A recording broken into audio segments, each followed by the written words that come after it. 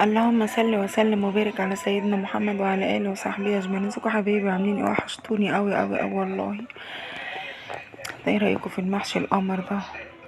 معانا هنا معلقه زبده كبيره زي ما انتم شايفين، بصلتين كبار مضروبين في الكبه، وهوب ارفعها على النار، اعملي احلى محشي زي ما انتم شايفين كده. اول ما البصله بتاعتنا تاخد لون هننزل عليها بعصير الطماطم. تعالوا بقى نشوف الخضار الجميل كده اللي الست ام نادر جايبهن، مرات اخويا، ربنا يديها الصحه يا رب، ويقويها ويخليها لولادها، امين يا رب العالمين، ويجعلها في ميزان حسناتها. كده كنا قورناها بقى، واول ما البصله بتاعتنا تاخد لون زي ما انتوا شايفين كده هننزل عليها بعصير الطماطم بتاعنا. بسم الله. انا معايا بيبي وهي الصراحه اللي بتتسوق لي، فربنا يديها الصحه يا رب. زي ما انتوا شايفين كده نزلنا بقى بكزبره ناشفه وشطه وسبع بهارات وملح. السبع بهارات بتغنينا عن بقيه التوابل. وهنا بقى رفعنا ميه على النار علشان نسلق الكرنب، حطينا فيها معلقه كمون كبيره ومعلقه من الملح كبيره، وكده بقينا نسلق الكرنب. ودي الصلصه بتاعتنا استوت.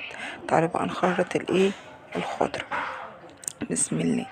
ودي الخضره بتاعتنا اتخرطت اهي، وهنعمل احلى خلطه محشي جباره سبايسي بقى، تحفه تحفه تحفه.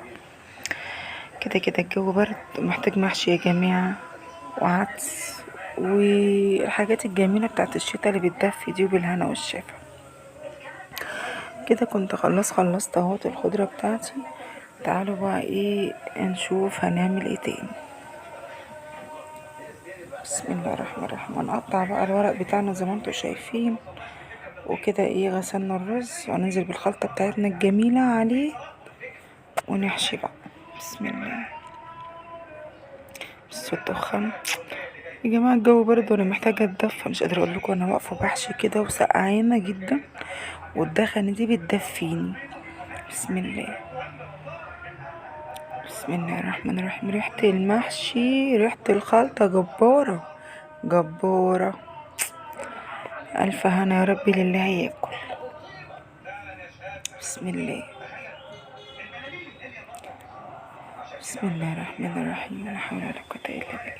كده كنت خلصت المحشي بتاعي اهوت، عشان ما برضو بأثر على قد ما اقدر المقطع معاكم.